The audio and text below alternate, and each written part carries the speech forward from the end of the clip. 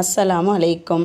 அப்பம் இவ்வளோ சாஃப்டாக பஞ்சு போல் எப்படி செய்யலாங்கிறத நான் சொல்கிற இந்த மெத்தட் படி அப்பம் மாவு அரைச்சா சூப்பராக இந்த மாதிரி வந்துடும். அதுக்கு நம்ம வீட்டில் நைட்டு சோறு மிஞ்சிருச்சுன்னா அதை தண்ணி ஊற்றி காலையில் பழைய சோறாக யூஸ் பண்ணுவோம்.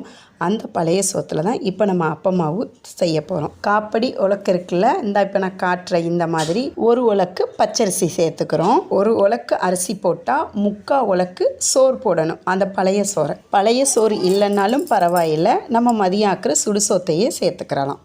பச்சரிசியை நல்லா கழுவி சுத்தம் பண்ணி இந்த மாதிரி எடுத்து வச்சுக்கிடுவோம். பழைய சோறு தண்ணி இருக்குல்ல, அந்த தண்ணியிலேயே நம்ம பச்சரிசியை ஊற போட்டுக்கிடுவோம். 2 மணி நேரம் பச்சரிசி நல்லா ஊறட்டும். 2 மணி நேரம் கழிச்சு பாருங்கள், பச்சரிசி நல்லா ஊறிடுச்சு. இப்போ நம்ம அரைக்க போகிறோம். ஒரு மிக்சி ஜாரில் கொஞ்சமாக நம்ம எடுத்து வச்ச அந்த பழைய சோறு, அரிசி ரெண்டையுமே ஒன்றாவே கலந்து நம்ம அரைச்சி எடுத்துக்கிடுவோம். நல்லா நைஸாக தான் அரைச்சி எடுக்கணும். நான் காட்டுற இந்த மாதிரி எல்லா மாவையும் அரைச்சி எடுத்துக்கிடுவோம்.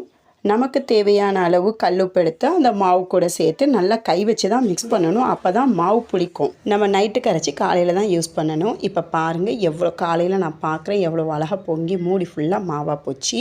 நமக்கு தேவையான அளவு அப்பம் மாவை வேறு ஒரு பாத்திரத்தில் எடுத்து நல்லா கட்டி தேங்காய் பாலை நம்ம சேர்த்துக்கிறணும் அந்த மாவு கூட. எதுக்காக கட்டி தேங்காய் பால் சேர்க்குறோன்னா அப்போ ருசியாகவும் இருக்கும், அதே நேரத்துக்கு சாஃப்டாகவும் இருக்கும்.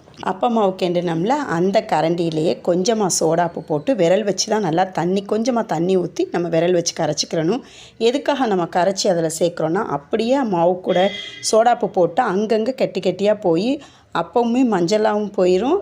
சோடாப்பு போடாமல் அப்பம் சாஃப்டாகவும் வராது. அப்பச்சட்டியை நல்லா சூடு பண்ணிக்கிடுவோம். அதிகமான சூடு இருக்கக்கூடாது, கம்மி சூடு இருக்கக்கூடாது, மீடியமில் இருக்கணும். அப்போ தான் நம்ம அப்பம் மாவு ஊற்றி நல்லா சுற்றும் போது இந்த மாதிரி நைஸாக அருவு வரும். இப்போ ஒரு மூடி போட்டு மூடி வச்சுருவோம். லோ ஃப்ளேமில் இருக்கட்டும்.